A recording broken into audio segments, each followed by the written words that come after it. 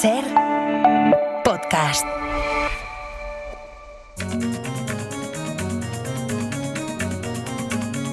Hoy por Hoy Magazine.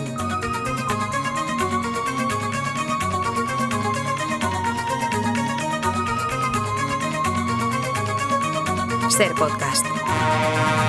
Parlami dell'esistenza di mondi lontanissimi, di civiltà sepolte, di continenti alla deriva.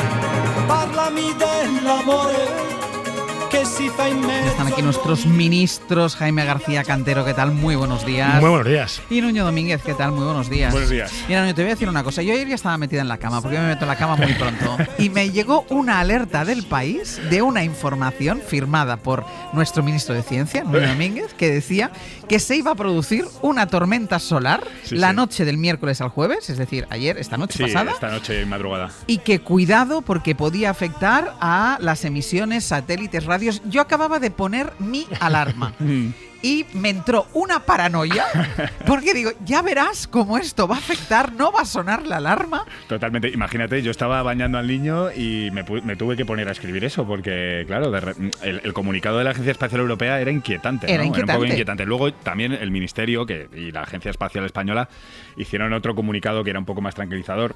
España, tal y como está situada en el globo terráqueo, no es de los países más expuestos. En latitudes medias las tormentas solares suelen afectar menos, pero bueno, hay una probabilidad, y lo que nos hace ver esto, al final, yo esta mañana... Pero, por un momento, ¿qué efectos tiene una tormenta solar? Bueno, una tormenta solar puede tener muchos efectos dependiendo de la intensidad y de muchos otros factores, como por ejemplo, que parecía que era lo que iba a pasar ahora, que se juntasen 2 o 3 eyecciones de masa solar y una acelera a la otra. Pero bueno, puede tumbar la comunicación por satélite, puede estropear los servicios de posicionamiento, GPS, etcétera, puede influir en la red eléctrica, es decir, puede haber un apagón. Apagones, y puede tumbar cierta comunicación por radio. No esta radio en la que estamos hablando ahora, pero sí otro tipo de comunicación por radio en otras frecuencias. Y bueno, es algo que puede pasar, es algo que probablemente va a pasar en algún momento, y está muy bien que haya una vigilancia intensa por parte de la... El gran apagón, ¿no? El gran apagón, aquel podcast de esta casa, ¿no? Empezaba así, ¿no? Una tormenta solar. Sí. Solamente que no era Nuño el que te avisaba diciendo el mundo. Claro, es que yo ya firmaba ya por Nuño, porque digo, ostras, esto va serio. Sí. Pero bueno, entonces, hay que dar una actualización. Yo esta mañana he hablado con el director de la Agencia Espacial Española y me ha dicho que por la orientación en la que venía la tormenta ha habido pocos efectos, ha ido por el norte, con lo cual no ha tenido grandes efectos, y creen que lo peor ha pasado, aunque siguen vigilantes. Es decir, parece que esta la hemos esquivado. Y una pregunta, al margen de que, ahora vas a decirme que soy tonta, pero al margen de que pueda afectar a los satélites, comunicaciones, etcétera, si impacta de manera que tenga efectos, ¿es visual? ¿Se ve? Claro, también hemos publicado las auroras boreales que se están viendo cada vez más al sur. Vale, entonces he visto una cosa. Ha habido 2 comunidades autónomas en España. He visto imágenes esta mañana. Sí, lo que pasa es que no lo relacionaba. Incluso viendo los amaneceres y los atardeceres estos días, puedes ver cierta... No sé, son un poco más espectaculares, y a veces las tormentas solares tienen que ver en esto. O sea que ¿Y ya ha pasado o...? Ha pasado, parece que ha pasado todo, y no ha sido tan intensa como se esperaba. Es decir, vista desde el espacio parecía que era una de las más potentes de los últimos años, pero después, al impactar con la atmósfera, llegar a la Tierra, etcétera, pues parece que no ha tenido tanto impacto. Cuando he visto que me sonaba el despertador, he escuchado el boletín de las 4, digo... Sí. Porque claro, yo ayer me dormí pensando, bueno, ya veremos mañana. A ver, efectivamente, a ver si estamos aquí, ¿no? A ver si estamos aquí, exacto. Esta fue una de las noticias de ayer a última hora que requería actualización, y después una que hemos contado esta mañana nosotros también aquí, que es la Comisión de la Competencia, que pone la multa más alta de la historia a Twitter por permitir chiringuitos financieros. Es aquello, seguro que lo han visto, esos anuncios, esa publicidad en Twitter, publicidad de criptomonedas, ¿no? Sobre todo, y que usaban la imagen de gente conocida, de famosos. Fundamentalmente de criptomonedas, publicidad que no pasa ningún filtro, como casi todo en Twitter, ¿no? Del fin del mundo posible a un destructor de mundos como es Elon Musk, parece que eso está cargando todo. La multa, por supuesto, para Elon Musk, que es el propietario de... Es el dinero que lleva en el bolsillo, es la calderilla. Es absolutamente insignificante, pero creo que está muy bien que se abra un debate en 2 sentidos, ¿no? Uno, en la publicidad que vemos en las redes, y no solo en Twitter. A veces nos centramos solamente en Twitter, pero basta echar un vistazo por lo que hay en TikTok, en Instagram, en Facebook, y las cosas no son mucho más esperanzadoras. Y desde luego, para mí una segunda derivada, que es que se pueden hacer cosas. Eso que siempre decimos que no hay nada que se pueda hacer. Bueno, se puede hacer pasito a pasito. Esto al final ha sido como lo de Al Capone, ¿no? Al final le pillas a Twitter en una cosa que no es de lo peor que hace, porque hace cosas mucho peores, pero creo que está muy bien esto. Y además esto coincide con esta semana en la que hemos visto al presidente Sánchez y al ministro hablar el lunes, ¿no? De los peligros que tienen las redes para los niños, unos peligros que todos entendemos, que todos vemos, pero sin embargo, el presidente que insistía en que las redes tienen que hacer lo suyo, yo también creo que el gobierno también tiene que hacer lo suyo. Claro, es que yo creo que siempre acabamos hablando de lo mismo, pero claro, la multa es al final, o sea, antes de llegar a la multa, en algún momento alguien tendría que poner un filtro o unas normas, que son las normas por las que nos regimos todos en la vida. Pero cosas tan básicas como que el gobierno de España y todos los gobiernos autonómicos de este país gastan cantidades ingentes de dinero en publicidad en redes. ¿Cómo puede ser que creas que esto es tóxico, tiene publicidad nociva, es malo para los niños y sigas gastando millones de euros? Por no hablar, ¿no?, de que estamos habituados a que los comunicados de ministros, presidentes autonómicos, todo sea en redes. Reacciones a temas, Los niños se tienen que dar una cara, o sea, que es muy malo para mí, pero ustedes lo pueden utilizar. Pero tú lo estás usando todos los días y financiando. Algo tendremos que reflexionar sobre esto, ¿no? Porque yo creo que basta de mensajes apocalípticos y pongámonos a hacer cosas. Acuérdate cuando abordamos aquí el debate, que hubo de hecho una migración de Twitter a otra red social que no me acuerdo, cuando Elon Musk se puso al frente del gobierno, pero no ha quedado en nada. Y no hemos contado los que han vuelto, que son casi todos los que se fueron. Pero eso te digo, es que eso ha quedado en nada. Igual tenemos dos cuentas, una en una y otra en otra, pero al final... Y cada vez que hablamos esto en este programa, alguien de algún partido político me pone un WhatsApp a decirme: nosotros nos comprometemos a dejar de hacerlo en una semana. Nunca lo han dejado de hacer. De prensa por WhatsApp ni los medios de comunicación. Nosotros planteamos el debate si los medios de comunicación teníamos que estar en algo que además trabaja en nuestra contra. Trabaja totalmente en contra de algunos medios, no de todos, pero de algunos medios de comunicación. Y nosotros somos un ejemplo. Voy a hacer una cosa, que me voy a ir a publicidad porque tengo cosas que preguntarle a Nuño, que ha vuelto de China, y tengo que preguntarle cómo ha vuelto.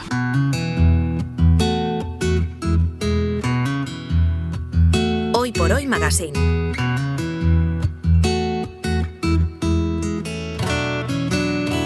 Ser Podcast. Maybe I'll get away from this. Drift away on a silent glide. Get a slow train to nowhere fast and lose some time. Aquí estamos con Jaime García Cantero, con Nuño Domínguez, en esos minutos que dedicamos todas las semanas en profundizar en todas las noticias que vamos conociendo del ámbito de la ciencia y de la tecnología. Decía que Nuño la semana pasada estuvo en China, que dejaste el terreno preparado para la llegada de los Reyes. Fuiste tú llegar los Reyes con la intención, los Reyes, que no tú, de estrechar lazos en materia de investigación y desarrollo. En este campo, ¿en qué son líderes ya los chinos? Son líderes en todo. Los últimos datos es que China ya es el líder en producción científica de calidad. El año pasado adelantó a Estados Unidos y este año la brecha ha aumentado. Es decir, en términos globales ya están por delante. ¿Qué retiene Estados Unidos? Sobre todo es líder en investigación biomédica, y eso es muy bueno porque las garantías que tiene la investigación biomédica en Estados Unidos, o que ha tenido hasta ahora, no las tiene por ahora, sobre todo en temas de ensayos clínicos, no las tiene China. Pero en temas de física, en temas de química, Xi Jinping es ingeniero químico. Han sobrepasado ya a Occidente, a Estados Unidos y por supuesto a Europa. Entonces es una potencia que incluso si se fuera a desacelerar, que no se va a desacelerar o no tanto, ya ha rebasado, ya es la líder en ciencia, y poco a poco va ganando terreno en estos otros campos en los que decimos que todavía no es líder. O sea, es un empuje tremendo, y además solo por un tema de escala. ¿Cuántos ingenieros hay en China? ¿Cuántos médicos hay en China? En la parte académica de la inteligencia artificial es brutal. Yo creo que os lo conté el año pasado en el gran congreso académico de inteligencia artificial que hubo en Santiago. Más de la mitad de los papers eran de China, que es algo que te llama mucho la atención, ¿no? Ir a un congreso científico y que más de la mitad de la gente sea de China. En esa parte académica yo creo que es indiscutible el liderazgo chino hoy. Quienes lo saben muy bien son los investigadores, porque estos días en China he estado viendo a premios Nobel, investigadores europeos. Estuviste con Eva Nogales, ¿no? Estuve con Eva Nogales, que es una clara candidata al Nobel, que recibió el premio Show hace unos años, que es un premio Nobel de Asia, ¿no? Que se da en Hong Kong. Y muchos de ellos ya tenían colaboraciones con China y muchos de ellos estaban preocupados de que se fueran a acabar por temas de visados, por temas de la política de bloques, ¿no? Hay varios investigadores estadounidenses que tienen el premio Nobel que se han tenido que ir de China porque tenían allí plaza y ahora con las nuevas políticas no pueden continuar, ¿no? Entonces, ¿Y es verdad esto que Van Nogales, que trabaja en California, tuvo que salir de Estados Unidos sin su ordenador? Sí, supongo que es una política habitual de las universidades, sobre todo cuando tienes fondos públicos. Es decir, tú estás financiada por el gobierno federal, entonces es un poco una cosa de guerra fría. Es decir, bueno, te dejo ir, pero no te llevas nada de aquí. Nada de información en la que estás trabajando ahora mismo, porque ya empieza a ser un poco estratégico, ¿no? La investigación científica también pasa a ser estratégica. Entonces, era una situación que hasta a ella le sorprendía, ¿no? Y ahí, se ha confirmado eso. Ellos ya están, lo dan por hecho, que China es el líder en muchos campos, pues sobre todo en los que requieren grandes instalaciones tecnológicas, como por ejemplo los microscopios de última generación, algunos campos de la radioastronomía, que han construido un telescopio que es como 10 veces más grande que cualquiera que haya en Occidente, o sea... Ahí están. Vamos a hablar un ratito de la COP, de las informaciones que surgen paralelamente, colateralmente a la COP, a la cumbre del clima. El otro día ya apuntábamos algo y esa reflexión que hacemos siempre que hay una cumbre del clima de si va a servir para algo, porque 10 años después del Acuerdo de París, y lo hemos conocido estos últimos días, las emisiones de CO2 no han dejado de crecer, es decir, ha servido de bien poco ese acuerdo. Y la única buena noticia, según leíamos, es que el pico está cerca. Cuando uno piensa que el pico está cerca, quiere decir que llegaremos al pico y que a partir de ahí empezaremos a bajar. Sí, ¿Esto es así? Sí, lo que pasa es que vamos a seguir emitiendo cada año más hasta llegar a ese pico. Es decir, las cosas no están tan mal como podrían estar, pero todavía hasta llegar a ese pico que puede llegar en esta década y que empiezan a caer las emisiones, pues vamos a emitir más. Esto ya depende de lo positivo. Yo creo que sea cada persona si queremos verlo peor o mejor que antes, ¿no? A mí hay un dato que es positivo, que es muchos países, entre ellos España, han demostrado que se pueden reducir las emisiones y seguir creciendo económicamente. Eso es importante. Y ahora hay que ver si, por ejemplo, China, que es el emisor número 1, puede demostrar eso también y se convence de eso también. Y lo que está haciendo es no tanto intentar reducir drásticamente sus emisiones como apostar o desarrollar las renovables, los coches eléctricos, etcétera, ¿no? Esa es la política. Lo que pasa es que si lo quieres ver en vaso medio lleno o medio vacío, si lo quieres ver medio lleno, que me parece bien, me parece bonito ser optimista y ver siempre luz y esperanza.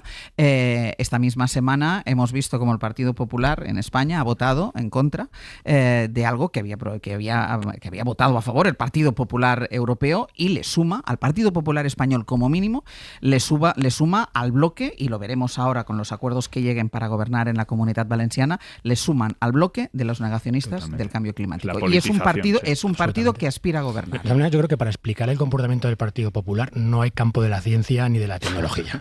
De la ciencia a lo mejor, porque requiere de un estudio científico. La ciencia patológica a lo mejor, ¿no? Pero creo que no es fácil. Pero creo que volvemos a lo de siempre, ¿no? La COP realmente ayuda a parar estos mensajes, a parar estos debates y a parar la deriva que la ultraderecha, y no solo la ultraderecha, ¿no? Mucha gente tiene hoy en torno al cambio climático, porque a mí me parece que estos intentos fallidos, estas fotos en medio de un gran bosque de señoras y señores que han llegado allí en aviones privados con sus trajes a contar cosas que no son capaces de hacer, creo que no suma. Creo que el número de los indígenas este año, ¿no? Que después de llegar allí no pueden ni siquiera alojarse porque no pueden pagarse una habitación de hotel, nos debería hacer replantearnos qué estamos haciendo y si esto de la COP, aparte del teatrillo, sirve para algo, además de engordar a toda la gente que cada vez es más reaccionaria. Pero no hay ningún tipo de concienciación no voy a generalizar, voy a decir de las élites. Habrá gente en la élite que esté concienciada. El otro día nos contaban nuestros compañeros de Extremadura, hay una cumbre en Lisboa, no recuerdo exactamente de qué, una cumbre en la que se mueven muchísimo dinero, es un tema empresarial. Habían tenido que recurrir al aeropuerto de Badajoz para dejar todos los jets privados porque el aeropuerto de Lisboa era incapaz de asumir la cantidad de jets privados y habían tenido que activar el aeropuerto de Badajoz, dejar el jet ahí, cogerse un coche, irse hasta Lisboa. Por eso digo que hay muy poca concienciación. El año pasado The Guardian lo contó esto de manera divertida, pero a la vez bastante aterradora, ¿no? El número de jets que llegan allí. Recordemos cuando la cumbre fue en Madrid, no solamente los jets, sino todos vimos en el centro de Madrid lleno de coches blindados, yendo a cenas a las 8 de la tarde, 20 coches blindados. Esto tiene sentido en un mundo como el que estamos. Esto no va en contra de lo que predicamos y creo que hay que hacer un ejercicio de autocrítica que a veces no estamos haciendo. No, y es más, muchas veces nos intentan hacer a los ciudadanos responsables de todas nuestras acciones, de todas nuestras decisiones vitales, si usamos un coche eléctrico, si usamos un coche diésel, cuando, claro, realmente los mandatarios de todo el mundo no se aplican.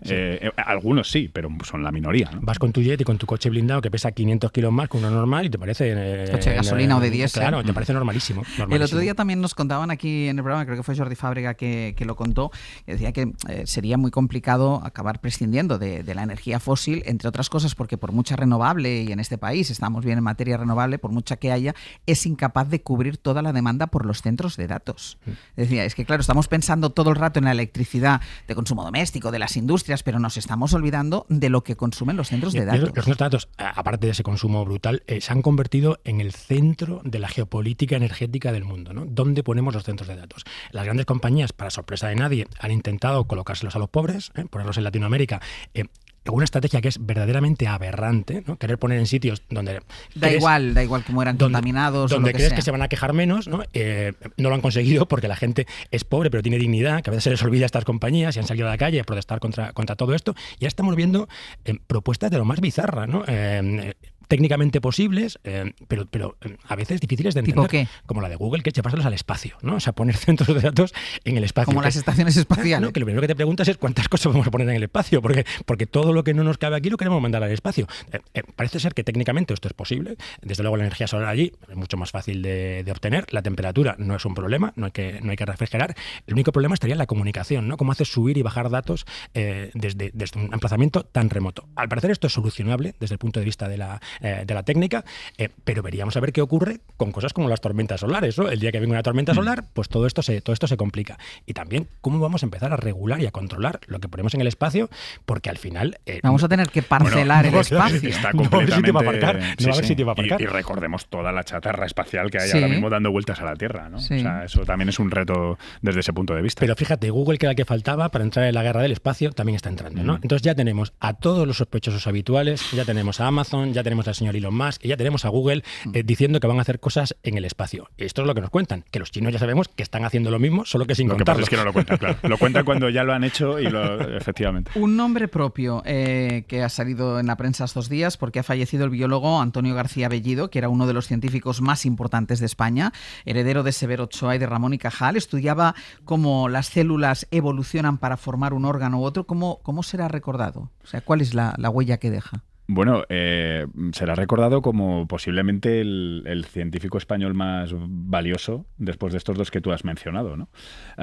Una personalidad particular, tenía por lo visto mucho carácter, pero también una gran visión, ¿no? de los problemas más importantes de la biología, ¿no? Y él exploró, por ejemplo, uno que es clave, ¿no? Como una misma célula empieza a reproducirse para generar un individuo nuevo y cada nueva célula sabe perfectamente en qué se tiene que convertir. Si se tiene que convertir en brazo o se tiene que convertir en cerebro, se tiene que convertir en corazón y delimitar las fronteras entre el corazón y los otros órganos, ¿no? Eso es una programación que todavía no entendemos y que es fundamental porque todas las células tienen el mismo genoma pero usan partes diferentes de esa partitura para ser una cosa u otra, ¿no? Entonces él fue uno de los grandes exploradores de este campo en las moscas. Pero lo importante es que todo lo que se ve en las moscas claro que se puede aplicar. Se replica en humanos. Y la verdad es que esta semana ha sido... hemos perdido investigadores muy potentes, tanto aquí en España, también ha muerto Amable Lignan, pero también ha muerto James Watson, que fue uno de los codescubridores de la doble hélice del ADN, un descubrimiento que cambió la historia de la medicina y que después fue muy polémico porque se le empezó a ir la cabeza, tuvo discursos racistas, discursos un poco supremacistas genéticos, diciendo que todo lo determina la genética y que si eres poco inteligente la culpa son de tus genes y que no hay nada que hacer. Bueno, en fin. Es que su descubrimiento él era súper joven, ¿no? Tenía 20 y pocos años, que tiene que ser... Cuando hizo el descubrimiento. Tiene que ser muy complicado ser un genio a los 20 y pico años, ¿no? ¿Cómo envejecer siendo un genio, ¿no? Efectivamente.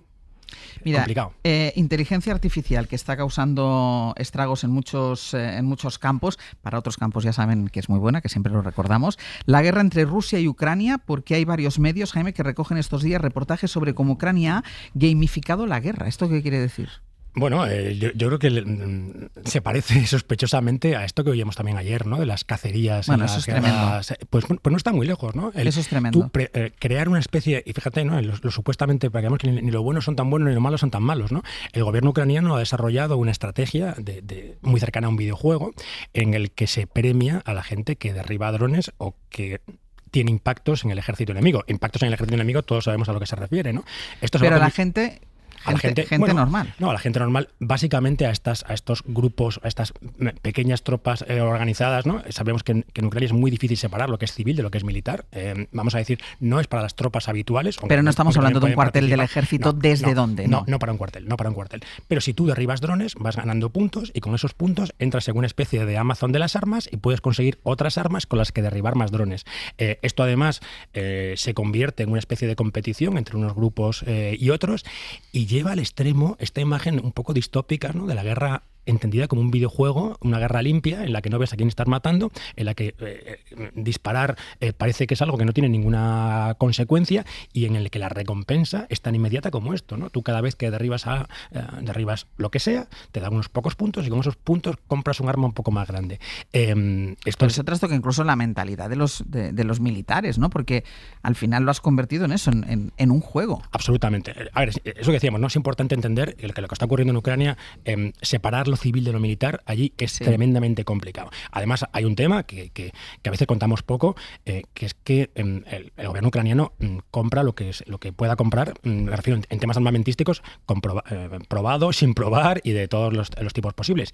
Y se está convirtiendo aquello en un campo de prueba de todo tipo de tecnologías que no querríamos ver en el futuro usados en otros sitios. Y esto es algo que hay que contar. Este tipo de gamificación es uno de ellos, pero hablamos también de drones autónomos, hablamos de otro tipo de cosas que se están probando allí, que están haciendo que la industria armamentística avance más rápido que nunca, porque tiene un campo de pruebas de hacer lo que quiera sin dar explicaciones a nadie, por un lado y por el otro. Y esto es preocupante. Hay varios casos de científicos de éxito hasta que comenzó la guerra y ahora están dedicados especialmente al desarrollo de nuevos drones, a pilotar drones. O sea, han dejado aparcadas sus carreras científicas y ahora están en esa tecnología de la guerra y de la muerte, ¿no? La última vez que estuve en Estonia me encontré una startup que hacían un dron. Su ventaja diferencial era que no tenía ni un solo componente chino, nada, ni una tuerca china, ¿no? Y yo digo, oye, pero ¿este dron para qué sirve? Me dicen, es un dron cinético. ¿Qué es un dron cinético? No es un dron de impacto. Es decir, este dron solamente es para cuando tú ves un objetivo, cargarlo de explosivo y pegarlo contra él. O sea, esto es lo que estamos viendo. Pero estamos hablando, Jaime, de empresas o de startups, llámalas como tú quieras, de fuera de Ucrania, que están utilizando Ucrania como en lugar de hacer las pruebas en un hangar, me lo estoy inventando, pero en lugar de hacer las pruebas en un sitio en el que no produzca ningún mal, simplemente que sepas que eso funciona si lo tuvieras que necesitar. O sea, estamos hablando de que se están haciendo las pruebas sobre el terreno. Estamos hablando de empresas de Ucrania, pero estamos hablando fundamentalmente de empresas de fuera de Ucrania, vamos a decir del entorno de Ucrania, de Europa del Este, también de Alemania, que están probando allí este tipo de tecnologías. Yo creo que es fácil de entender que el gobierno ucraniano no está el partido pataconcitos, como dicen en el fútbol, ¿no? Hay que coger lo que tengas. Y están dispuestos a probar lo que quien sea les venda. Sí, pero esto tiene unas derivadas que veremos en el medio plazo dónde nos llevan. Y es que además recordaba ahora, Jaime, la noticia que conocimos ayer, aquí la contamos, se está investigando, la Fiscalía de Milán está investigando toda una serie de personas que cuando la guerra de Yugoslavia se iban a cazar civiles, porque es así, eran safaris para cazar civiles, eran gente aficionada a las armas, que cogían un arma y se ponían en el puesto de un francotirador. Recordemos, bueno, los que tenemos una edad, recordamos lo que fue el cerco de Sarajevo con los civiles sin poder salir de sus casas y cuando salían siendo abatidos por francotiradores. Bueno, pues gente que pagaba para hacer eso. Fíjate, cuando decimos la inteligencia artificial y el reto contra lo humano, es que si ser humano es esto, claro. que estos también eran humanos, ¿eh? Esta gente que se va a matar a otras personas pagando un dineral por el placer de matar, eso también es... Entonces, detrás de todo esto, ¿qué significa ser humano? Porque es que a lo mejor lo artificial, frente a este tipo de humanidad, no sé qué, creo que nos da bastante más miedo los hombres malos que la Volvemos inteligencia artificial. A los vasos medios llenos. Exacto. Venga, va, terminemos con un poco de esperanza la sección de hoy. Hasta la semana que viene. Hasta la semana que viene. Adiós. Hoy por Hoy Magazine.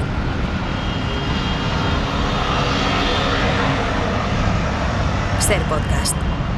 Un jueves más salimos a la calle con la imaginación, que menos mal porque no está el día en muchos lugares de España como para salir a la calle físicamente. Nos han citado en Vallecas, el invitado de Usted no sabe con quién está hablando. Y hemos quedado en la avenida de la Albufera, a la altura del estadio del Rayo Vallecano. La avenida en cuesta a esta hora con mucho tráfico, es la arteria de uno de los distritos más populosos y más populares de la ciudad de Madrid. Aquí hay orgullo de barrio. Y junto a una de las bocas del metro me espera nuestro protagonista, al que voy a saludar ahora mismo. ¿Qué tal? ¿Cómo estás? Hola, buenos días. ¿Tú eres rayista? Bueno, a mí me apuntó mi padre durante 10 años, que le gustaba mucho el fútbol, y estuvo pagando la cuota y fui a 2 partidos, o sea que el fútbol no me interesa mucho. ¡Pero qué fracaso! O sea, para tu pobre padre debía ser un fracaso esto. Tenía moral porque estuvo 10 años. O sea, te pagó durante 10 años el carnet sin que tú fueras. Para darse cuenta. Si el fútbol no te llama, ¿cuál es tu pasión? Bueno, mi pasión ahora desde hace mucho son los faros. Los faros del mar. Los faros de mar, claro. Desde la avenida Albufera para adelante se desemboca en el mar.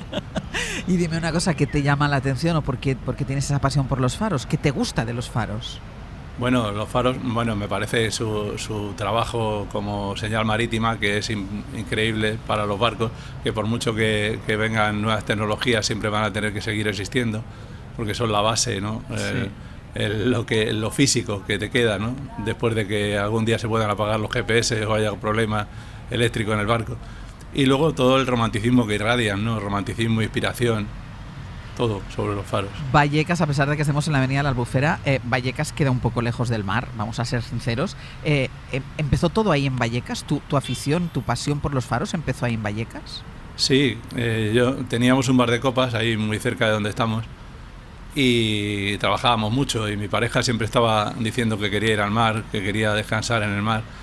Y una de las veces estaba leyendo yo el periódico y vi la academia que preparaba, un anuncio de la academia que preparaba para la oposición de faros. Sí. Y le dije, como tengas suerte te vas a hartar de mar. Y tuve suerte.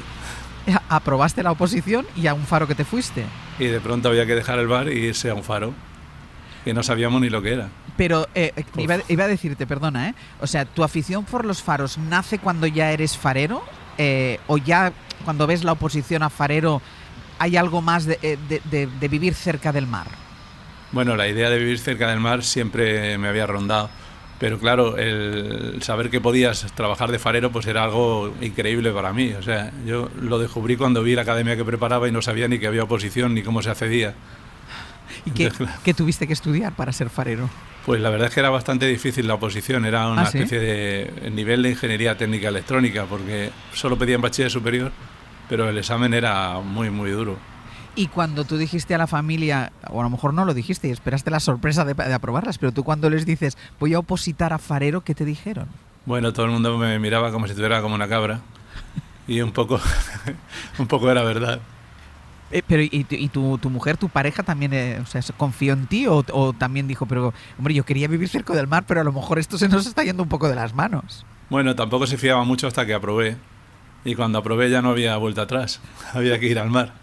Y no, está encantada, no hay problema. Entonces tú apruebas las oposiciones y ¿cómo es esto? ¿Te destinan, en función de los puntos, te destinan a un faro? Claro, es una oposición estatal, era del Ministerio de Obras Públicas entonces, y depende del número que tú tengas en el escalafón que hayas sacado de la oposición más el curso, sí, pues te eliges entre los faros que van quedando. Y nosotros siempre queríamos algo del sur, ¿no? Sí. Algo con buen clima y que fuera fácil de manejar. ¿Y qué faro te tocó? Pues me tocó Mesa Roldán, que está en Carboneras, sí, que es un sitio muy bueno, dentro del Parque Natural Cabo de Gata-Níjar, y es una maravilla de espacio. ¿Y de ese faro no te has movido en toda tu vida profesional? No, llevo 33 años hasta que me he jubilado hace mes y pico, en el mismo faro. El problema fue también que nos declararon a extinguir enseguida. Cuando yo llevaba 5 meses trabajando, declararon a extinguir el cuerpo de técnicos de señales marítimas. Sí. Y ya era más complicado moverse. Pasaron los faros a las autoridades portuarias y ya era complicado moverse. Entonces no se me ocurrió, pero el sitio es muy bueno, no hace falta moverse. Es decir, te hubiera costado pedir un traslado. No tenía intención. ¿Quedan fareros en Gata? Tú has sido el último. En Mesaroldán no queda ninguno. En Cabo de Gata queda un compañero que lleva de baja un montón de tiempo y dice que se jubila del tirón. Sí. Pero los faros, claro, tienen que seguir funcionando y lo llevan los compañeros que están en el puerto de Almería, que son fareros, pero no tienen un faro determinado. Ellos tienen que manejar los 10 faros que hay en toda Almería. Porque tú, en este tiempo... Perdona, ¿cómo te llamas? Que no te he preguntado el nombre. Mario Sanz. Mario Sanz. Mario, tú, tu vida en el faro ha sido vida personal y vida profesional. Es decir, ¿tú has vivido en el faro todo este tiempo? Sí, bueno, desde el principio el faro iba con vivienda y yo he estado trabajando y viviendo en el mismo sitio. Lo que pasa es que luego, a partir de ciertos años, empezamos a comprar casa en el pueblo de Carboneras, que también está muy bien para vivir. Sí. Y dormíamos unos días arriba, otros abajo. Has dicho una cosa antes que me llamó mucho la atención, es que los faros siempre existirán. Eso no quiere decir que ahora los barcos se guíen por el faro, es decir, el faro tiene que estar por si falla toda la tecnología. Bueno, a mí los capitanes y los pilotos de los barcos me dicen que ellos siempre confirman con la luz. Pues si tú estás a 20 millas de la costa con todo negro ahí, miras el GPS y es una especie de acto de fe. Pero hasta que no ves algo físico, sobre todo si te tienes que acercar a un puerto o este tipo de cosas, es imprescindible la luz. Es decir, eso ya te asegura que ya estás cerca, ¿no? Claro, tú estás viendo el faro, ya te vas acercando y en las entradas de los puertos también hay luces de faros y balizas que hay que manejar. Claro. ¿Por qué giran las luces de los faros? Bueno, unas giran y otras no. ¿Ah? O sea, los faros tienen características. Es que tengo uno muy cerca de una casa que tengo y gira esa todo el rato. Sí, porque será importante. Hay 2 tipos de faros, unos más grandes y otros más pequeños. Los pequeños son destelladores que se enciende y se apaga la lámpara, y los giratorios son los más importantes. El faro tiene que hacer eso para dar su característica, porque cada faro es diferente. O sea, tú siempre ves un faro, tienes que saber los destellos que da y el tiempo que tarda en darlo. O sea, las luces son un mensaje. Claro, es una identificación del faro. Tú miras tu libro de faros o tu carta náutica y ya sabes qué faro estás viendo en cada momento. Es decir, tú puedes guiarte en el punto de la costa en el que estás solo viendo las luces del faro. Sí. Y navegar costeando por todo el mundo, sí, controlando los faros. Una cosa, tú has estado trabajando siempre en el mismo faro, pero ¿has tenido afición por conocer más faros? Sí, bueno, a partir de cierto momento también he tenido que llevar el faro de Garrucha, el de Mojácar, el de la Polacra, o sea que nos han ido pasando los faros que había alrededor a los fareros que quedábamos. Y luego, claro, a donde iba, si era zona costera, pues intento visitar los faros. Y he dado unas cuantas vueltas. Siempre uno tiene la imagen, la sensación del farero, de no un personaje, tú además entiendo que te fuiste a vivir finalmente con tu pareja, pero de vivir como en un sitio aislado, de ser solitario. ¿Esto es más imaginario que realidad? Bueno, solitarios somos los fareros de última generación. Los anteriores siempre había en los faros por lo menos 2 familias, o sea, dos fareros con la familia entera. Viviendo en el mismo faro. Claro, viviendo en el mismo faro. Entonces el tema era más aislamiento en compañía que soledad. Claro. Necesitaba soledad en aquel momento más. No, para mí la soledad ha venido muy bien porque me ha inspirado mucho para escribir y para hacer ciertas cosas. Y porque claro, siendo farero, ¿tú tenías un horario? Sí, nosotros trabajamos por las mañanas porque llevamos el mantenimiento de diferentes faros. Sí. Entonces tienes que hacer las cosas cuando hay luz. Con el faro encendido no se puede. ¿Cómo es el entorno del faro en el que tú estabas, el de Mesa Roldán? Bueno, Mesa Roldán es una meseta que está a 210 metros sobre el nivel del mar. El faro está en lo alto y tienes una vista enorme de mar y de todo el Parque Natural Cabo de Gata-Níjar. Prácticamente no se ve ninguna vivienda, solamente mar y campo. ¿Y no llega a cansar esto? ¿No necesitas de vez en cuando, o no necesitabas de vez en cuando gente, vida, casas? Bueno, yo he sido un farero muy social.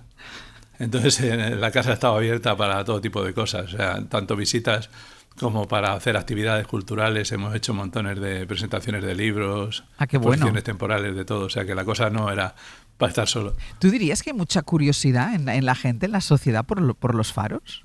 Hay mucho más de lo que uno se cree. O sea, yo desde que llevo en el Faro y desde que escribo sobre el tema y llevo al museo, ha venido cientos de personas diciéndome que su ilusión en la vida era ver un faro por dentro, que son muy aficionados a los faros, y eso yo no lo esperaba.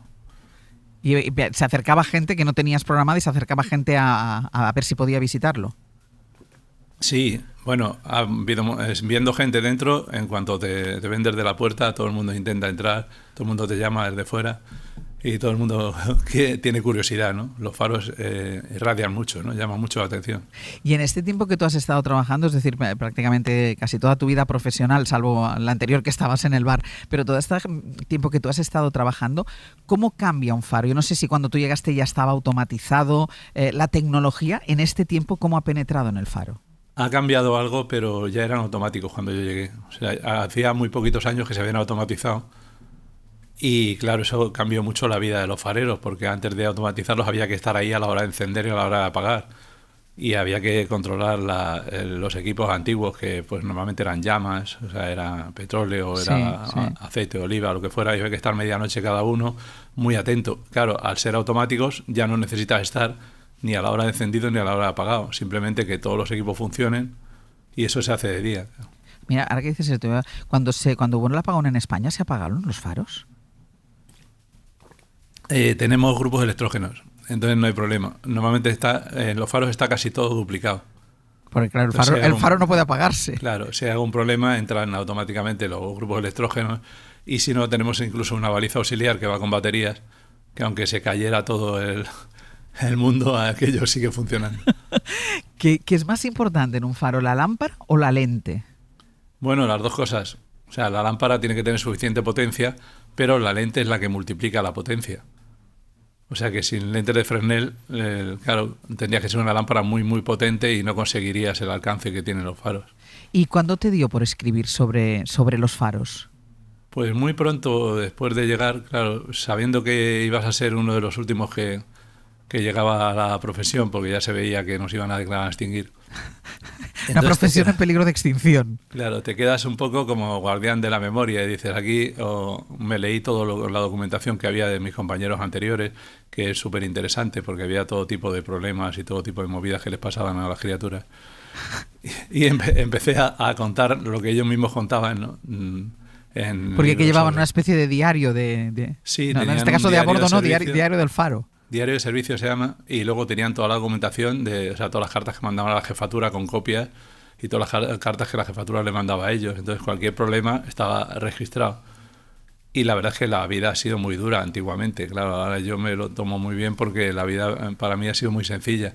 Pero para ellos me daba pena no contar, ¿no?, sus aventuras y sus desventuras. Y entonces empecé por ahí y luego ya me fui extendiendo a los faros de Almería, a faros del País Vasco, a faros de todo el mundo un poquito. ¿Hay algún faro que te guste especialmente, más allá del que tú has estado viviendo durante todo este tiempo? Bueno, me gustan casi todos, cada uno por una cosa, ¿no? Pero bueno, aquí tenemos la Torre de Hércules, que es el único faro romano del mundo que sigue funcionando. Entonces eso es un lujo poco comparable con otros, ¿no? ¿Y qué es más bonito, un faro muy aislado o un faro más integrado? Los faros muy integrados en los pueblos o las ciudades, a mí me gustan menos porque se diluyen mucho. Tiene menos romanticismo. Claro, no tiene ese halo de misterio, ¿no? ¿Te has sentido así con las responsabilidades? Yo ya sabía que estaba ejerciendo un oficio en peligro de extinción. ¿Te has sentido así como un poco responsable en mantener el legado? Porque decías, has escrito, pero yo creo que también has recopilado, hablabas de un museo, has recopilado también piezas, ¿no? Sí, yo empecé a guardar prácticamente todo desde casi el principio y he ido consiguiendo un museo sobre faros que sigue estando dentro del faro, que estoy tratando de conseguir que se abra como museo normal, con horario, porque la autoridad portuaria ahora mismo lo está abriendo unos días al mes pidiendo cita, ¿no? Y ahí hay de todo, ¿no? Tanto fotos de los fareros antiguos, equipos de los que se han utilizado, arte sobre faros, coleccionismo, de todo un poco. ¿Hay alguna pieza que quieras especialmente, que le tengas especial cariño? Bueno, como con los faros me gustan casi todas, pero a mí me gustan mucho las reproducciones de la farola de Málaga.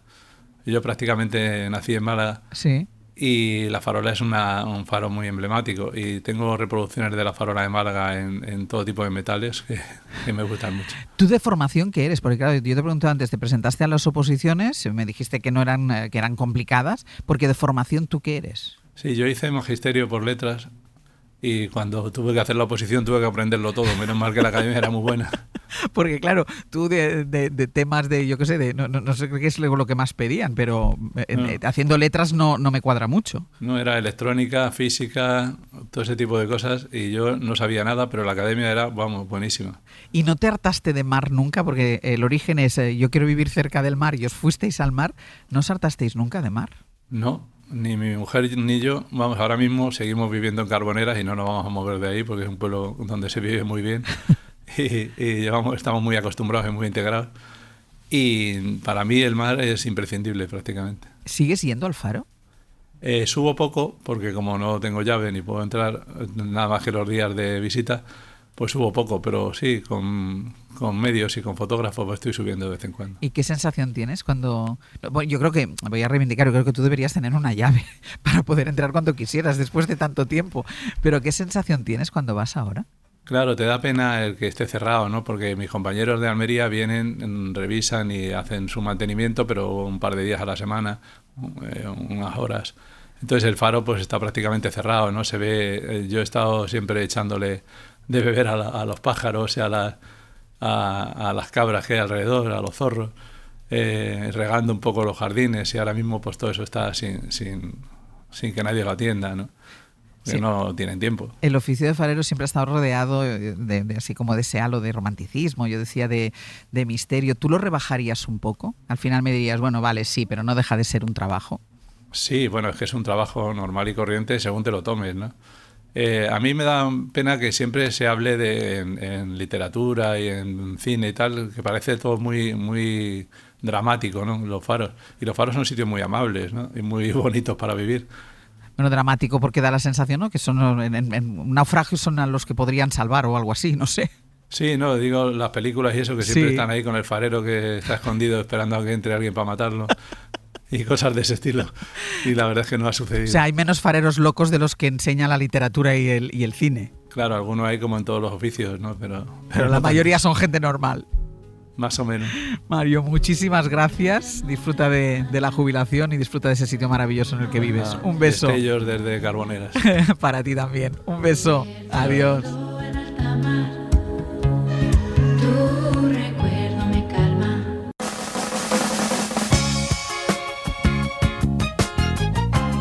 Hoy por Hoy Magazine.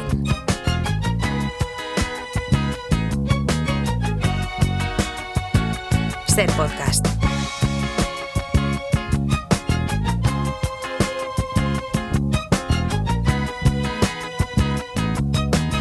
Ahora sí entramos ya en el último tramo de este Hoy por Hoy, un último tramo que es larguito, hasta las 12:20 de la mañana. Brian Pérez, buenos días. ¿Qué tal, Ángels? Pero buenos más días. larguito es lo que llevamos hecho hasta ahora. Bueno, es que no son pocas horas. No son pocas horas. Cada día, pero bueno, ya es jueves y hoy además con un arranque de programa que ha sido emotivo.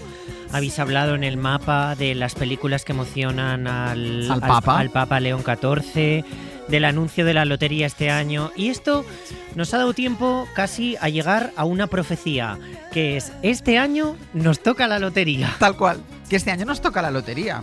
No.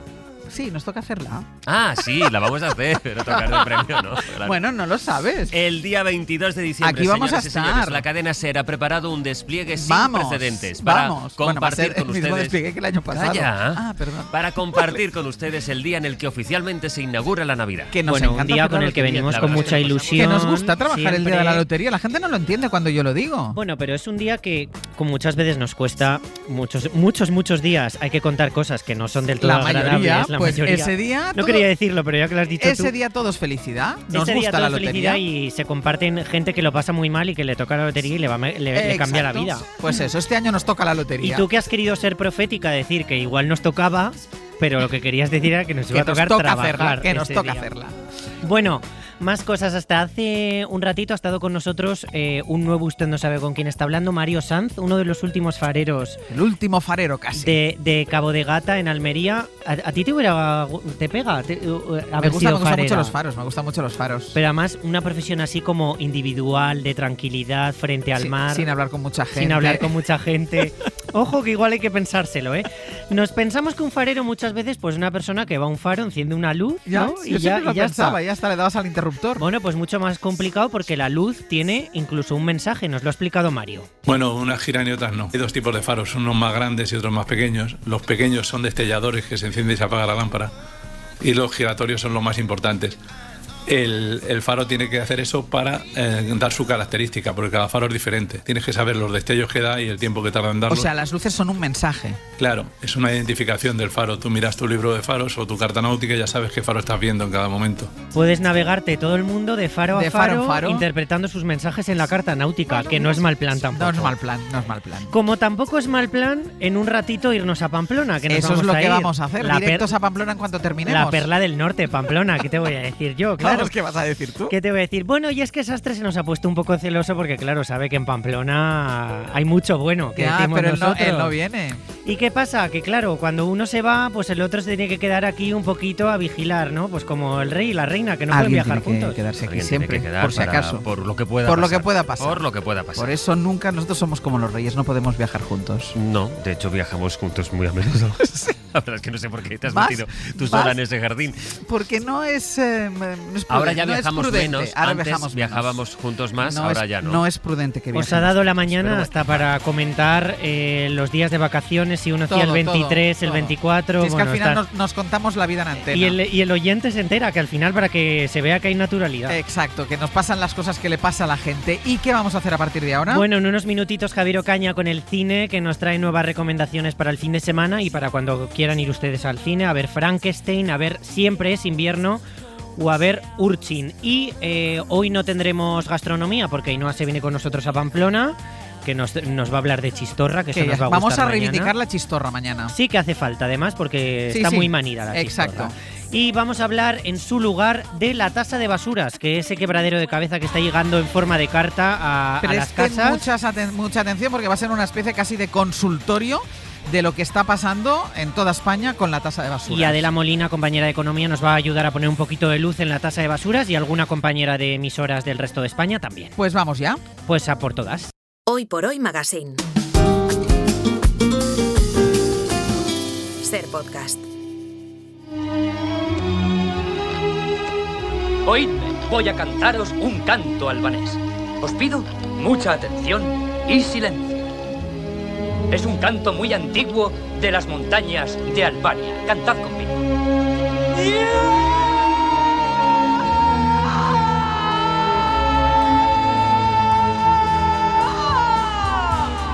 Hoy por Hoy Magazine. Ser podcast.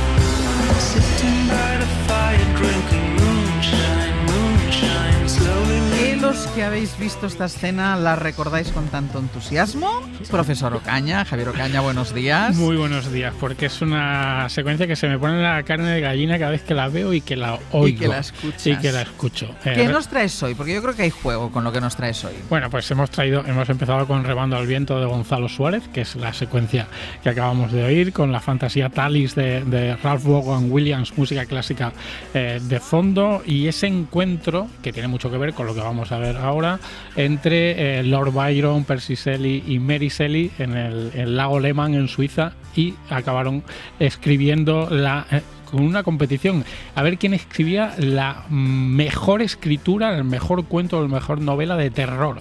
Y la que lo hizo fue Mary Shelley con Frankenstein, que tenía 18 años entonces. Entonces tiene mucho que ver con lo que traemos hoy. Te traigo un clásico dirigido por un director internacional consagrado, que es el Frankenstein. La adaptación de una novela española por su propio autor, que es Siempre es invierno. Hemos hablado aquí con el director. Y el debut de un director que hasta ahora solo había sido actor, que no llega ni a los 30 años, con una película de cine social que se llama Arching. Vale. ¿Y de las tres cuál te ha gustado más? Pues la más desconocida, la Arching. de Arching, sí. No sé por qué, pero me lo imaginaba, te lo prometo. Pues nada, lo vamos a ir analizando. Venga, pues vamos poquito a poquito, pasito a pasito con estas tres películas. Empecemos por la que se sitúa estos días en la parte alta de la taquilla, al menos a poco de su estreno, porque lleva desde el viernes pasado en los cines. Es Siempre es invierno, de David Trueba. Where is Marta? She left. Oh. Me ha dejado por un cantante uruguayo. Y llevabais 5 años. Sí. Aquí estás. Did you manage to explore the city a little? La femme toujours regardée. Ok, ¿estás segura? Claro. Vamos a morir. ¿Eras tú? Sí, a 20 ans. Por la soledad. Por la soledad. Without love, it's always winter. I heard that once. Está basada en una novela del mismo David Trueba, la publicó hace 10 años, hablamos con él el otro día de aquí, nos explicó el porqué, lo ha hecho ahora, etcétera, etcétera, pero ¿a ti qué te ha parecido Siempre es invierno? Digamos que no he leído Bleach, la novela en la que se basa, con lo cual no puedo compararla, pero me gusta el todo, la idea general, el engranaje general de la película, y luego hay algunas partes que me parece que están peor logradas, pero me parece tan importante lo que me gusta que esas 3 o 4 minucias, digamos, se perdonan, o por lo menos yo creo que me las perdono. Te digo una cosa, solo he contado 3 películas, haciendo un ejercicio de memoria, igual se me ha ido alguna, no digo que no, pero solo he encontrado 3 películas que tengan una base como la que tiene la película de David Trueba. Es decir, un hombre de 36 años que se lía con una mujer de 63. Y que no solo se lía, sino que convergen, que los ves muy conectados el uno con el otro, en lo físico, en lo intelectual, en lo personal, en lo cultural, en lo afectivo, y eso me encanta. ¿Cuáles son esas 3 películas que te recuerdan? Pues mira, son 3 películas muy distintas en estilo. Una es Harold y Maude. Harold y Maude de Hal Ashby, película de los 70, del 71. Es una relación entre un adolescente y una anciana octogenaria. Es una comedia negra espectacular que los ves a ellos dos y dices, si es que están hechos el uno para el otro. Y es increíble eso. Otra de esas películas es Solo el cielo lo sabe, de Douglas Sirk, con Jane Wyman y Rock Hudson, donde la diferencia de edad, de todos modos, no era tan grande. Hablamos de diferencia de edad con la mujer mayor, de hombre mayor y mujer joven. Hay mucha literatura y mucho cine. 800.000. Y mucha vida real también. La otra es Las estrellas de cine no mueren en Liverpool, que es más reciente y basada en la historia real de la actriz Gloria Graham. Estas películas, repito, no son El graduado, donde hay una relación de poder y donde, por ejemplo, solo era sexo. No son películas como Verano del 42 o como La idea de tenerte, una reciente con Anne Hathaway, donde hay una diferencia de edad grande, de 20 y tantos a 40 y tantos, pero Anne Hathaway está guapísima y joven y no sé qué. Hablamos de una mujer entrada en años, con la decadencia del cuerpo, que la tiene, pero que ella es bellísima en todos los aspectos, y no hay relación de poder. Has dicho que ya solo por eso valía la pena, porque no se encuentran tantas películas que aborden una cuestión como esta de una manera como esta, pero que había alguna cosita que no te convencía. ¿Te ha convencido la actuación de David Verdaguer? No del todo. David Verdaguer me parece un gran actor, que en esta hay algún momento que no me gusta. Hay un momento muy claro, que es el momento en el que él está hecho polvo porque lo ha dejado la novia y está en un banco pasando frío y triste. Creo que está mal, creo que está forzado. No se ve natural. No se ve natural. Hay variados momentos donde la película me recuerda, porque David Trueba tiene eso, es uno de sus referentes, recuerda un poco a Woody Allen. Entonces, creo que David Verdaguer, como no sé si es la intención, pero es un poco Woody Allen haciendo de Woody Allen y un poco forzado. Creo que David Verdaguer es un gran actor y que ha estado mejor en otras películas. ¿Y qué otras cositas así no te han gustado? Pues mira, por ejemplo, aparte de lo de Verdaguer, hay otra actuación, algunas actuaciones que salen diciendo 4 frases que creo que están muy flojas. Por cierto, una de ellas no es, para que la gente no se lo piense, la hija de Ariadna Gil y de David Trueba, que sale como actriz haciendo de conserje en un hotel y que está fenomenal con las 4 frases que dice. Hay otras actrices con 4 o 5 frases que creo que no están bien. El look de la película, la fotografía, me parece que quiere ser otoñal, pero me parece más tristona y más grisácea que otoñal. Y luego hay un momento, creo que clave, que es el momento en el que está muy bien rodado el sexo entre ellos dos, pero hay un plano que me parece horrible, con la cabeza cortada por arriba, tocando el pecho el de ella, que pensé, ostras, qué plano más feo. Bueno, pues son detallitos que te gana la historia, te gana la historia y lo que cuenta. Me gana de sobra porque me gusta lo esencial. Y lo esencial es muy importante. Pues le gusta a Ocaña Siempre es invierno, que está en cines ya y de la que hemos hablado aquí ya en otra ocasión. La pueden ir a ver ya este fin de semana. Y a partir de mañana pueden ir a ver ¿Arching o Arkin? Creo que se pronuncia Arching. Para que la gente lo entienda, se escribe Urchin, porque no es un término muy Por eso no muy habitual. Bueno, Mike, ¿tenemos claro tu plan de reinserción? Sí. Te hemos asignado un albergue local. Claro, Arching, decíamos, no es un término muy habitual porque yo exactamente no sé qué es. No sé si es un nombre, si es un lugar, ¿qué es? Yo lo he tenido que buscar, no lo sabía. Es un término inglés que se le adjudica a los chicos huérfanos, a los niños de la calle, a los pilluelos, que quizá la traducción perfecta es pilluelo. Y este es uno con la diferencia de que tiene casi 30 años, o tiene 30 años. Es la historia...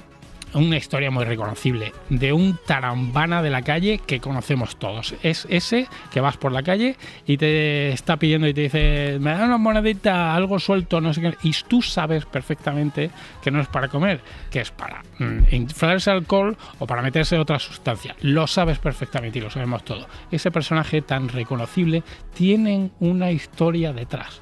Y esta es la historia de este chico. No es una película vista ni tópica porque... A diferencia de casi todas las películas de cine social, no es una película que analice o que vaya en contra de los servicios sociales. No es una película que diga que es que de pequeño tuvo una tragedia o que sus padres eran así o asao y por eso ese chico está completamente perdido. No. Es así porque no hay una razón concreta para que sea así. Y a veces en la vida las cosas... No hay que echarle la culpa a nadie. Y entonces en la peli seguimos la vida, se sigue la historia de este Arching. Pasa por la cárcel, vuelve, los servicios sociales le dan oportunidades, a veces funciona, a veces no funciona, él desaprovecha las ayudas, pero ojo, la película tampoco va en contra de esta gente de la calle, que no es eso. Sería un error verlo así. Simplemente no le echa la culpa a quien habitualmente se le echa. O sea, es una fotografía, podríamos decir. Es una fotografía y lo más bonito es que tú sientes una enorme empatía por el personaje. Es un tarambana, ¿eh? Tú sabes perfectamente que está perdido. Sabes que le dan oportunidades y imaginas que las va a desaprovechar. Y estás deseando de que las aproveche. Y vive en la calle y lo pasa fatal. Y lo pasa bien a ratos también y se encuentra con gente que le intenta ayudar y lo desaprovecha. Esa empatía que tú sientes por el personaje es preciosa. ¿Y cómo es la actuación? O sea, ¿cómo lo hace el protagonista? Se llama Frank Delane, el actor. Y se sitúa entre la fanfarronería y el arrepentimiento verdadero, pero es que es un iluso durante toda la película. ¿Es un actor conocido? No es un actor muy conocido, yo no lo conocía, es británico, hay una mirada a la sociedad contemporánea, creo que muy nueva. No es una película de Ken Loach, que sabemos el tipo de cine que hace y hacia quién dispara, y me parece muy interesante lo que hace Ken Loach casi siempre.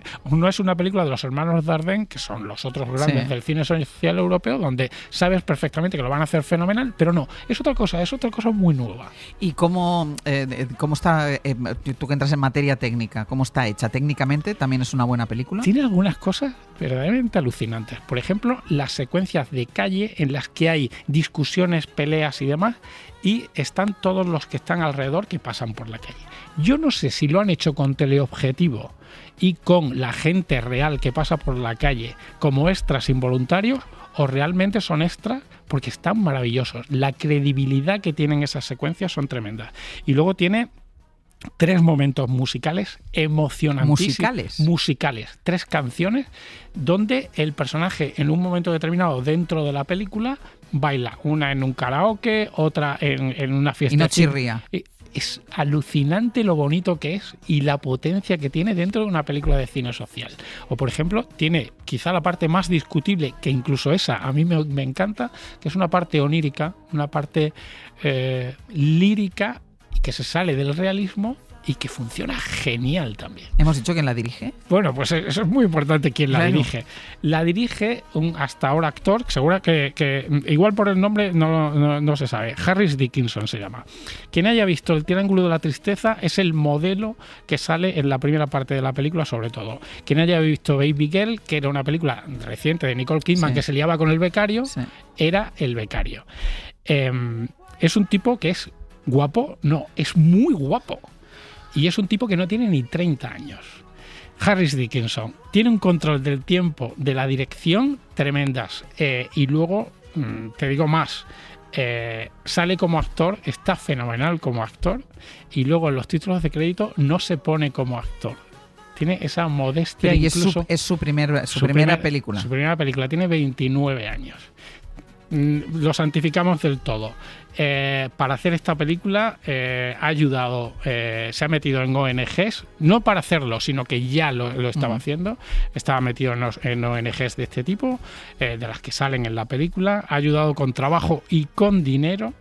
Así que es casi mi héroe del mes, te diría. Pues vamos a seguirle la pista a este Harris Dickinson. La película es Archin. Se escribe Urchin, lo hemos pronunciado Archin, que es además una palabra que hemos conocido hoy el significado. A Harris Dickinson hay que seguirle la pista y parece que le quieres perder la pista a Guillermo del Toro. ¿Qué te ha pasado con Guillermo del Toro? ¿Qué te pasa? Te confieso una cosa, probablemente sea el director prestigioso en el que menos entro, el que menos me gusta.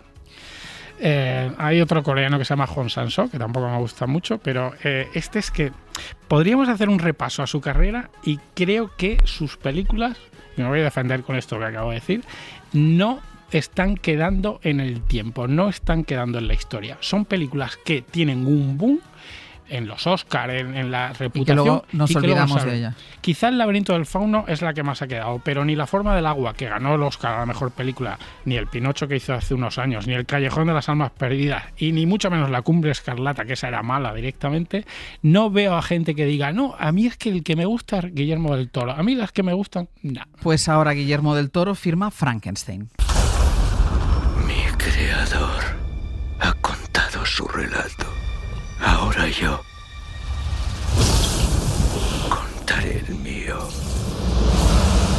Víctor Frankenstein. Si no estás dispuesto. Decía David Trueba la semana pasada, en la charla que compartimos con él, que a quienes hacen una adaptación poniéndose de rodillas frente a la obra, bueno, pues no les suele salir una buena película. ¿Le pasa esto a Guillermo del Toro? Qué interesante eso de David, Trueba, ¿eh? Qué interesante.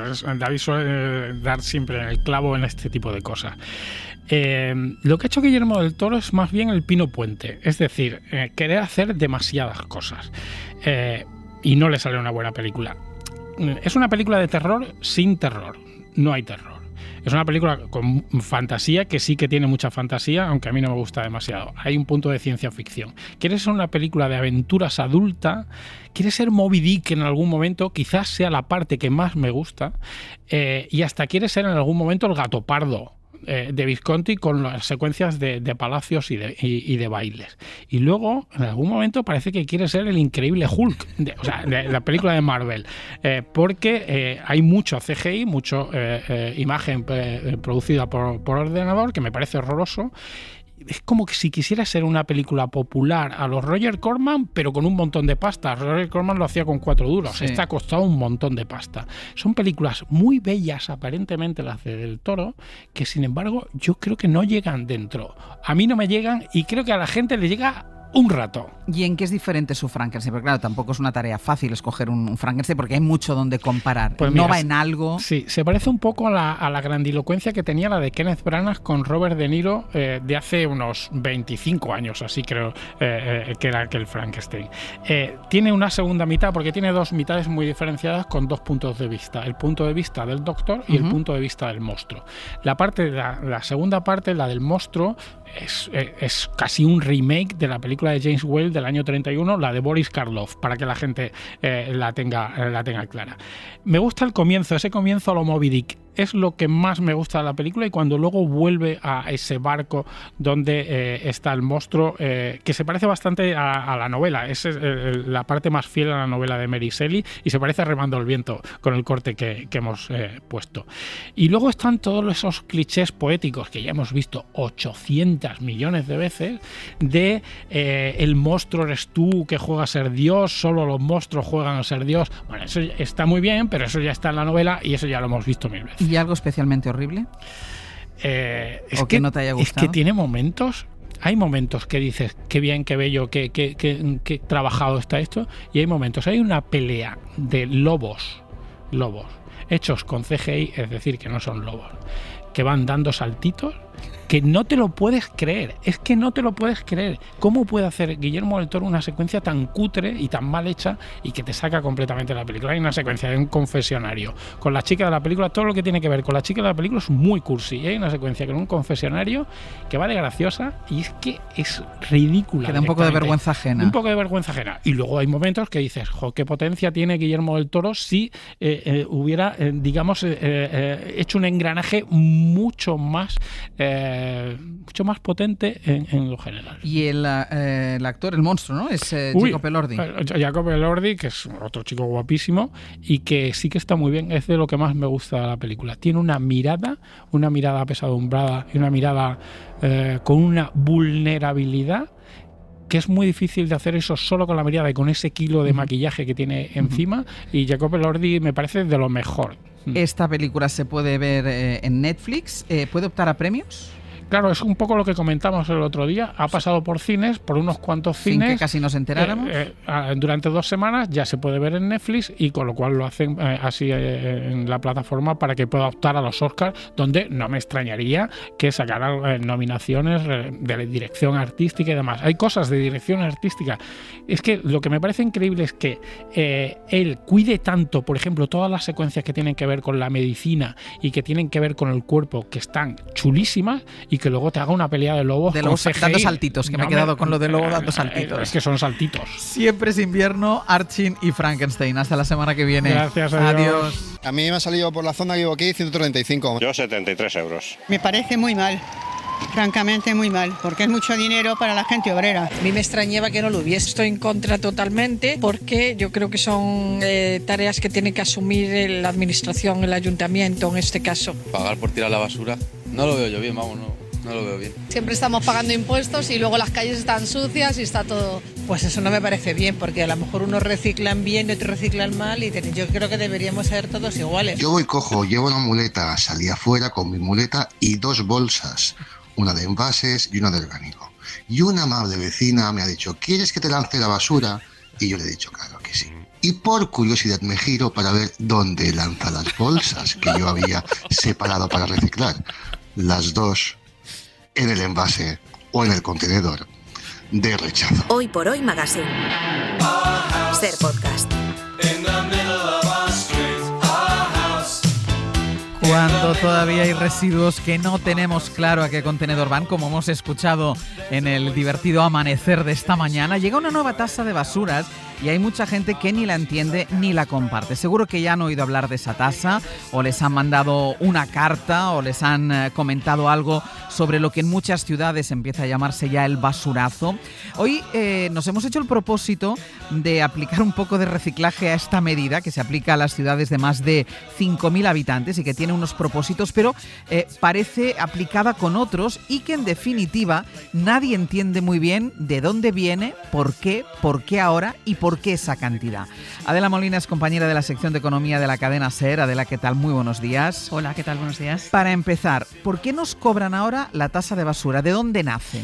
Bueno, la tasa tiene origen en una directiva europea del año 2018 que está inspirada en el principio de quien contamina paga. El objetivo final es incentivar el reciclaje y hacernos conscientes del coste que tiene la generación de residuos. Por eso exige a los Estados garantizar que el coste de la gestión de toda la basura que producimos cada día esté cubierto al 100%.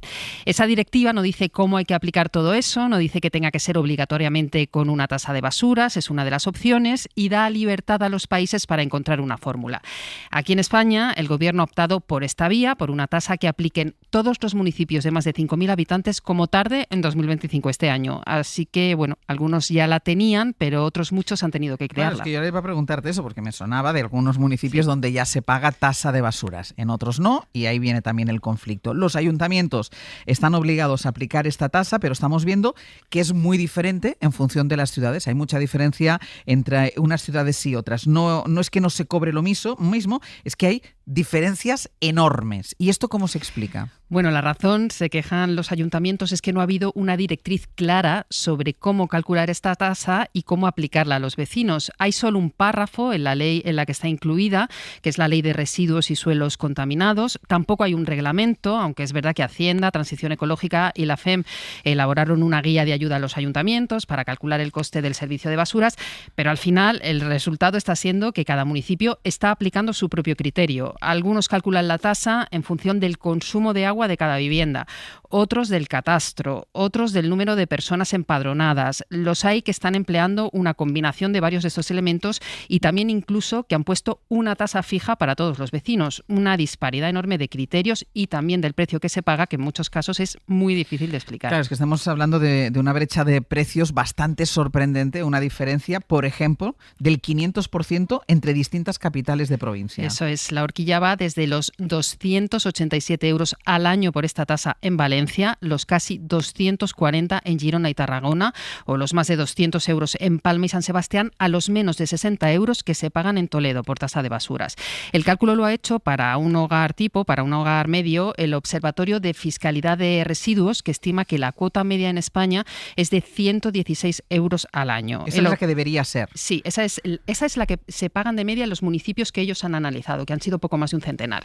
El observatorio cifra además en un 16% el incremento que ha tenido esta tasa en los municipios que ya la tenían respecto al año anterior. La razón de esta subida es esto que comentaba antes, de que se obliga a los municipios a garantizar que se cubre el coste total del servicio de gestión de la basura. Hay un tercer tipo de ciudades, Ángeles, que son las que aún no han empezado a aplicar la tasa, aunque algunos al menos sí que han aprobado la ordenanza que la regula. En ese caso están Las Palmas de Gran Canaria. Ay, es que tienen miedo ya a ponerla en marcha. Esta es una situación que, como comentábamos, implica a los municipios de más de 5.000 habitantes en nuestro país. La ciudad con la tasa más cara, yo creo que has dicho que era Valencia. Así que nos vamos a ir a Radio Valencia. Ana Durán, buen día. Hola, buen día. ¿Cómo se aplica allí la tasa, Ana? ¿Qué está pasando? Bueno, pues aquí, al conocerse ayer esos datos del Observatorio de Fiscalidad de Residuos que señalaba Adela, y conocerse que somos la ciudad más cara de todo el país, con esos 288 euros en tasa de basura, pues se ha generado muchísima polémica aquí a nivel local. Los socialistas, lo decía Borja San Juan, su portavoz en el ayuntamiento, decía que es una auténtica estafa fiscal por parte del consistorio que dirige la popular María José Catalá. Esto es una estafa fiscal que lo que hace es que el peso recaiga sobre las familias. Por eso queremos exigirle a María José Catalá que modifique la tasa de basuras de Valencia y no obligue a las familias valencianas a pagar más que nadie. Pero salía a calmar los ánimos enseguida la concejala responsable de Hacienda, que es María José Ferrer Sansegundo, que dice que no es así, que en el caso de la ciudad de Valencia se va a calcular esa tasa aplicando el criterio objetivo de consumo de agua, y ellos calculan que la media por vivienda va a ser de unos 90 euros e incluso que más de la mitad de las viviendas de la ciudad van a pagar mucho menos, unos 40.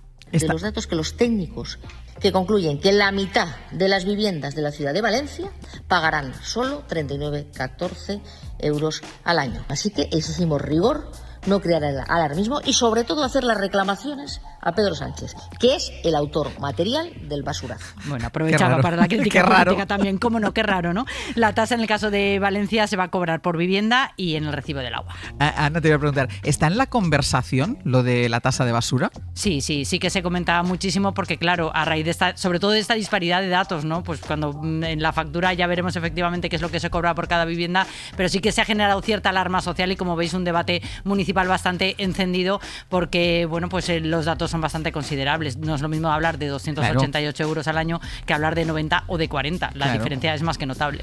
Pues Ana, muchísimas gracias. A vosotros. En Málaga todavía no se aplica la tasa. Ser Málaga, Nieves Egea, buenos días. Muy buenos días. ¿Y se sabe cuándo va a empezar a aplicarse? Pues en el tercer trimestre del año que viene. Aquí va todo con un considerable retraso, Ángeles. Todavía no se ha puesto en marcha la nueva tasa, ni siquiera la han aprobado, aunque tiene que estar al caer, según lo último que han dicho.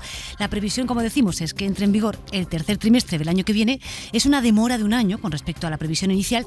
¿Y cómo se va a calcular? Pues hay varios elementos que explicaba el concejal de Economía, Carlos Conde. Sustituimos el concepto del consumo del agua, ¿vale?, por un sistema que tiene que ver con el valor de los inmuebles, del valor catastral, pero también el número de personas empadronadas, la zona en la que se encuentran, es decir, serán algunos variables que, como le decía, prácticamente vamos a llegar al mismo resultado económico. El resultado sería una recaudación de entre 5 y 6 millones de euros si no hay cambios. Sobre lo que van a tener que pagar los hogares no hay nada claro. En su día se habló de una media al año de 93 euros por vivienda y un máximo de 224 euros, pero esta información tiene que actualizarse. Es lo que dijeron hace un año y no han querido dar más datos desde entonces. Aquí en Málaga hay que decir que ha caído especialmente mal al equipo de gobierno tener que lidiar con este asunto, porque Málaga es de las que no tiene tasa de basuras. Hace más de 2 décadas que el gobierno local explicó que se eliminaba y quedaba absorbida dentro del IBI, pero eso no hay tasa directa en los hogares, en una ciudad donde la limpieza siempre genera polémica y críticas redundantes sobre la suciedad en amplias zonas. De hecho, la empresa municipal de limpieza supone el 12% del presupuesto, casi 152 millones de euros. Pero es que esto además rompe uno de los principales discursos del PP aquí en la capital, que siempre indica que la fiscalidad es más baja que en otras ciudades, que no hay ni siquiera tasa de basuras. Pues eso, a partir del año que viene la va a haber, y además a meses de las elecciones municipales. Eso sí, para paliar el nuevo pago, el anuncio del alcalde Francisco de la Torre es que se va a rebajar el IBI o que se van a crear nuevas bonificaciones.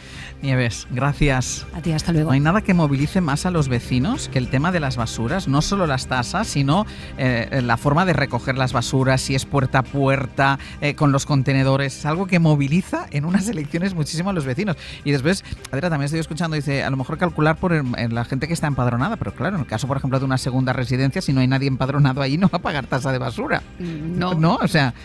Sí, es verdad, si no hay nadie claro, no sé si es un baremo. Ese es el cálculo. Claro, si ese es el cálculo, no sé yo, pero igual bueno. utilizan otros factores también. Claro, debería. Una vez el impuesto está siendo notificado a los domicilios, que por esto también la conversación está en la calle, porque hay mucha gente que está recibiendo ya la tasa, el basurazo.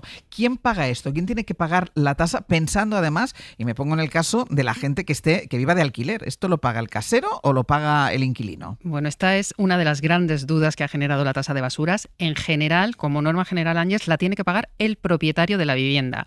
El inquilino, en el caso de viviendas alquiladas, solo está obligado a pagar la tasa de basuras si se incluye de forma clara y expresa en el contrato. Y clara y expresa significa que no vale con una cláusula genérica que diga que el inquilino se hará cargo de los impuestos así en general. Debe constar expresamente la tasa de basuras y la cuantía de esa tasa. Sin eso, el inquilino se puede negar a pagarla. En el caso de los contratos nuevos, el propietario puede introducir esa cláusula. Eso hay que decir que es legal, puede exigirnos el pago, porque al final es el inquilino el que está generando, eso es la basura de esa vivienda, aunque siempre podemos negociar con él y desde luego tiene que ser, como decía, precisa e incluir el importe que nos va a costar. Y si nos paramos en los objetivos, porque si se está buscando incentivar el reciclaje, parece que no se está cumpliendo, al menos de momento. De momento son una minoría los municipios que están incluyendo estos incentivos. Volviendo al informe del Observatorio de la Fiscalidad de Residuos, del centenar de localidades que analizaron ellos, menos del 20% los contempla en sus ordenanzas. Son sobre todo bonificaciones si vamos al punto limpio. Esta falta de incentivos es además una de las grandes quejas de las organizaciones de consumidores. Iliana Izbernicianu de la OCU nos ha puesto este ejemplo. Nos hemos encontrado, por ejemplo, en ayuntamientos como el de Madrid, que se ha generado un gran revuelo, que la misma finca, la misma comunidad de propietarios, una familia que sí que haga sus deberes, que sea, bueno, pues que recicle, que coloque la basura como tiene que colocar los residuos, va a pagar igual que otra persona o otra familia que no haga nada de esto. Con lo cual nos parece muy irracional, nos parece muy desincentivador y nos parece que este no es el objetivo de la Unión Europea. Claro. Sí, exactamente. Estas organizaciones dicen que realmente se está perjudicando ese objetivo y que lo que está provocando al final es malestar social. Claro, si no se bonifica al que sí hace bien el tema del reciclaje, pues la verdad es que se convierte en una injusticia. El malestar social que está llevando a distintas organizaciones ya directamente que proponen a los consumidores que recurran la tasa. Sí, la propia OCU incluso ha presentado una denuncia ante la Comisión Europea para tratar de que se cambie cómo se ha aplicado la directiva en España, porque aseguran que está siendo, como decimos, contraproducente. Lo que estamos viendo, las llamadas que estamos recibiendo, es una desafección, es decir, estamos consiguiendo justo el efecto contrario. Es decir, estamos oyendo que, pues si tengo que pagar una tasa tan brutal, da igual que recicle que no recicle. Es decir, que estamos a tiempo de corregirlo y esperemos que la Comisión Europea dé instrucciones, directrices y nos guíe en este modelo. Estas organizaciones tienen ya elaborados modelos de escrito para que los ciudadanos puedan recurrir la tasa por la vía administrativa, lo que es gratuito y no exige abogado ni procurador. El ayuntamiento, si hacemos esto, tiene 2 meses para contestar a esa reclamación. Si no lo hace, lo único que queda es ir a la vía judicial, que eso sí que tiene coste para el ciudadano. Ya tiene coste para el ciudadano, pero una sola sentencia que pueda generar jurisprudencia va a tumbar la tasa de basura. Hay precedentes además con otro tipo de impuestos. Esto ha pasado, que se han recurrido y que ha ganado el ciudadano. O sea, de momento la primera reclamación tiene que hacerse en el ayuntamiento y a partir de aquí, si el ayuntamiento no responde, ir por la vía judicial. Pero es verdad que esto no solo requiere dinero, también requiere el tiempo de los ciudadanos, que en muchos casos no lo tienen.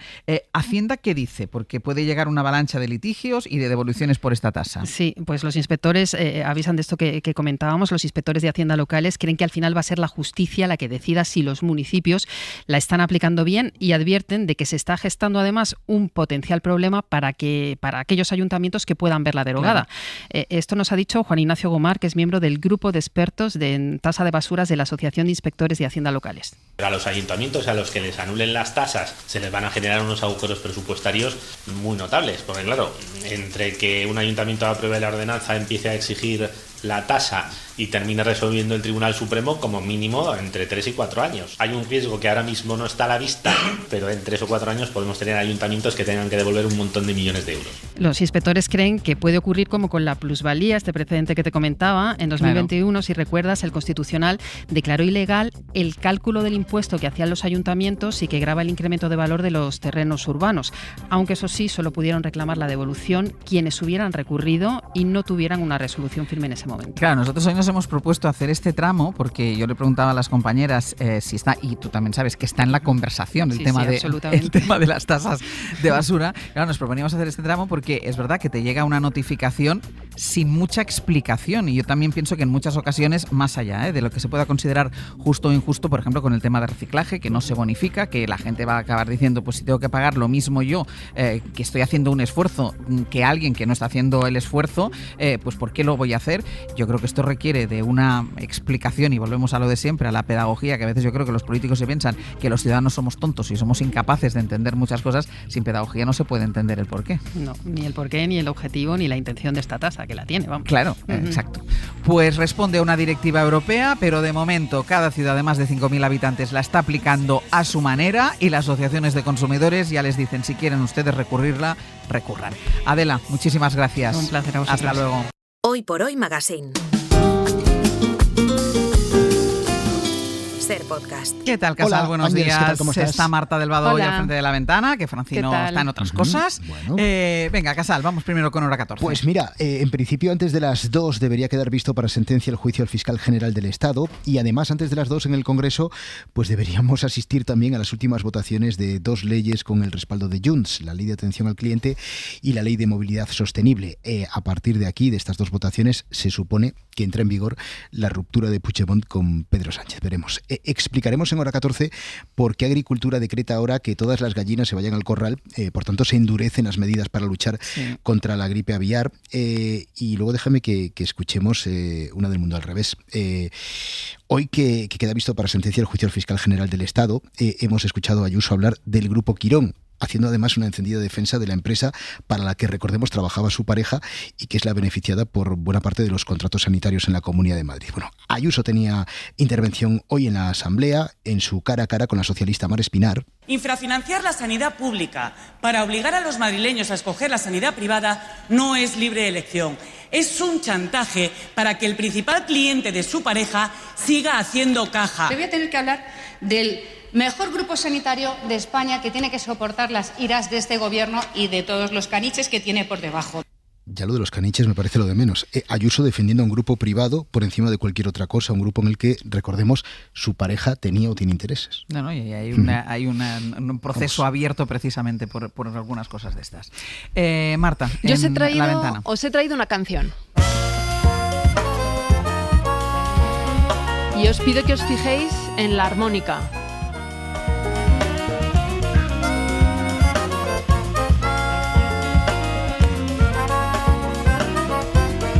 Quien la toca es Antonio Serrano, es Premio Nacional de Músicas Actuales de este año y es uno de los mayores intérpretes de armónica del mundo y es una figura clave en la historia del flamenco porque fue él el que consolidó la armónica como instrumento solista en este género. De hecho, estuvo más de una década tocando con Paco de Lucía. Va a venir hoy a La Ventana, ha tenido un montón de premios internacionales, también es un genio, vaya. Tendremos otra genia que es Elvira Lindo, Ana Valtierra, la profesora de Historia del Arte y un montón de cosas más. Y un montón de cosas que habrá que hacer el programa entero. Y Marcos, que es un crack, porque Marcos por órdenes internas ha dicho sí, ¿Serrano? Sí. Venga, otro genio. Hasta luego. Adiós. Hoy por Hoy Magazine. Ser Podcast. Señoras y señores, buenas tardes, buenas noches, buenas tardes, buenas noches, señoritas y señores. Esta noche Pero estar Tere, aquí es mi pasión, ya me arranca. Ya me arranca. Estoy despistada completamente. O sea, ponen la música, se ponen todos a reír. Menos Tere. Tere está llorando. Pero de la emoción. De la emoción de estar aquí. ¿Qué está pasando? Pues que hay una semana intensa de emociones. Que no hacéis más que llorar. Ya, ayer vinimos llorando también. Ya. Bueno, pues hoy el tema también va de llorar porque yo ayer justo Somos felices, lo prometemos. Vi el anuncio de la lotería de Navidad, iba en el metro y me puse a llorar como una condenada, pero es que me pasa con todos los anuncios de Navidad. Pero es como que Con todo. ¿sabes estos anuncios hechos para tocar la fibra que dices? Es que son Ellas muy, caen seguro. son muy efectistas, pues ahí va. Ahí estoy yo. Tengo una pregunta, ¿lloraste el que protagonizó un año Rafael? No. Hombre, no, ese no. Pero es que ese no era muy... no le pilló Es que igual no había nacido. Pero ese no era muy de llorar, ese era como de cantar y tal, pero ese no era muy de llorar. Los de que llorar... también puede dar, que si te pones, puede dar para Pero llorar. esta mañana Sastri y yo lo hemos dejado muy claro. O sea, ¿qué es eso de no cobrar el billete de lotería? No. Pero no, por el Se cobra, es un quinto premio, se cobra. Se cobra, luego ya si quieres enmárcalo. Aunque fuera solo te devuelven el dinero. Yo no. Yo lo cobro. No, Hombre, se total. cobra seguro. Un nieto está bien, pero un quinto premio... No, es que ni siquiera es el nieto, es el anuncio del nieto. El anuncio del nieto. O sea, es que ni siquiera es el anuncio del nieto. Bueno, pues yo lloré y lloro con todo, porque antes estaba diciendo a Pascual de que hay uno que no hay ni diálogo, son tres abuelitas viendo como tres niños se tiran en una pista de esquí. No, y se tiran ellas también. Claro, pero es que la cosa es muy bueno. Es que piden un trineo para ellas y luego salen las tres tan felices tirándose por la pista de esquí y unos lagrimones, pero es que es súper bonito. Ese es bonito, ese es bonito. Yo creo que es la alegría, la emoción que yo tengo con la Navidad. Pues aún no ha salido el de Campofrío, ese que también suele Bueno, ser es verdad, el de emocionante. Campofrío también, sí. ¿Y a ti qué te ha pasado? ¿Que has escuchado la canción y te has puesto a llorar? Bueno, yo ya sabes que yo con un poquito que me pinche, yo la lágrima ya la tengo a mitad de mejilla. Pero es que a mí, esa canción que hemos escuchado, que es de Coco, de la película Sí, Coco. sí. Además, yo tengo una cosa curiosa con esta película, y es que yo me la puse una tarde, no os lo he contado esto. Yo me la puse una tarde, es raro, con lo que todo lo que yo cuento. Me la puse una tarde, entonces yo me dormí. A mitad de la película me dormí. hombre, no. Y me levanté en la escena final. Que no puede y ser te puedes esto. creer que me puse a llorar a pesar Pero de si no no te haber has visto enterado de la nada. película, claro. No sé qué película es. La de Coco. esta la de Coco. No, es una película Disney, de Pixar, México. claro, de México, Eso. que es un niño que el día de la El fiesta Día de de los Muertos. muertos, pues él conecta con su familia, con sus antepasados. Es Me muy encanta, bonita. me encanta Eva que dice Disney, México. Bueno, yo que sé, unas Ítems, ideas que ítems. rápidamente tú te... Porque es verdad que para los pasatiempos del periódico pondrían eso. Claro, Disney, exacto. México. Pues ya está. Yo no sé, que a lo mejor aquí encontramos un filón. Que a lo mejor encontramos un filón. Existe la risoterapia, pero yo no sé si... La llantoterapia. La lloroterapia. Pero o para mí la llantoterapia, algo así. lloroterapia es esta película. O sea, yo cada vez que Tú también quiero lloras. llorar, Pero digo, a ver, si que te es pones una, esta película... pero es de dibujos animados. Sí. Pero ¿cómo podéis llorar con dibujos animados? Bueno, Vamos a ver, por favor. ¿Tú has visto los 10 ¿La has minutos visto? de App? Hombre, eso de te iba a decir. inicio? Los 10 primeros ¿Cuál es minutos de App? App. Pixar, Disney. Señor Globos. Sergio, vamos a pedir Globos, casa, trabajo. perro. Vamos a pedir trabajo a otro equipo. No, hombre, pero yo entiendo que pues, la gente se emociona. Yo desde que la última vez fue cuando se marchó Butragueño del Madrid. Fíjate.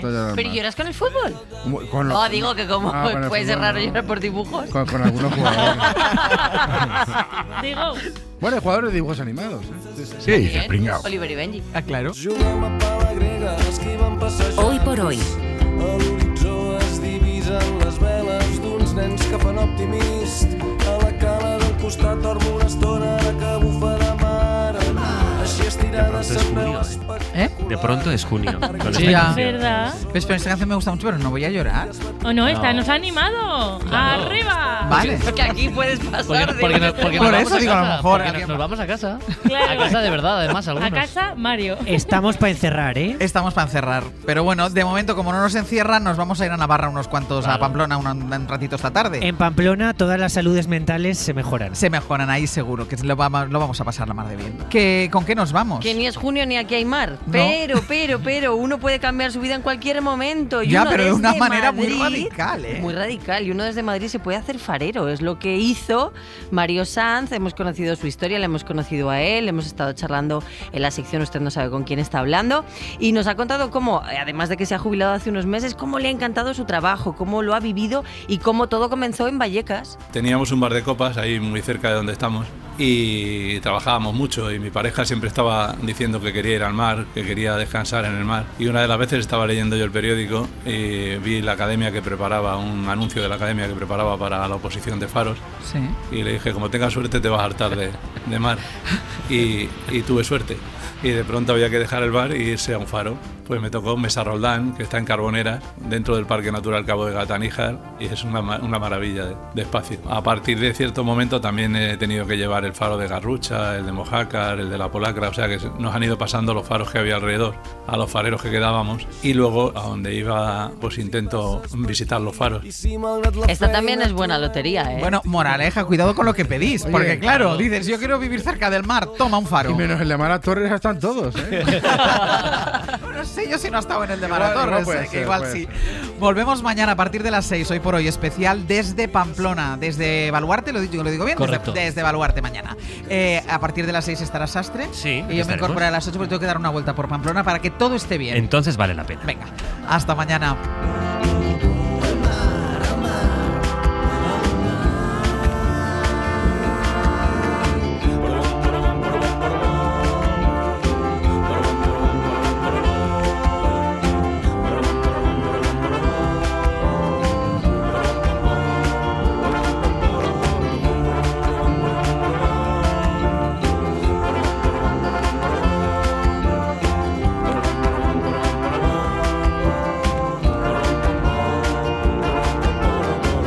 Hoy por hoy, Àngels Barceló. Para no perderte ningún episodio, síguenos en la aplicación o la web de la SER, Podium Podcast o tu plataforma de audio favorita.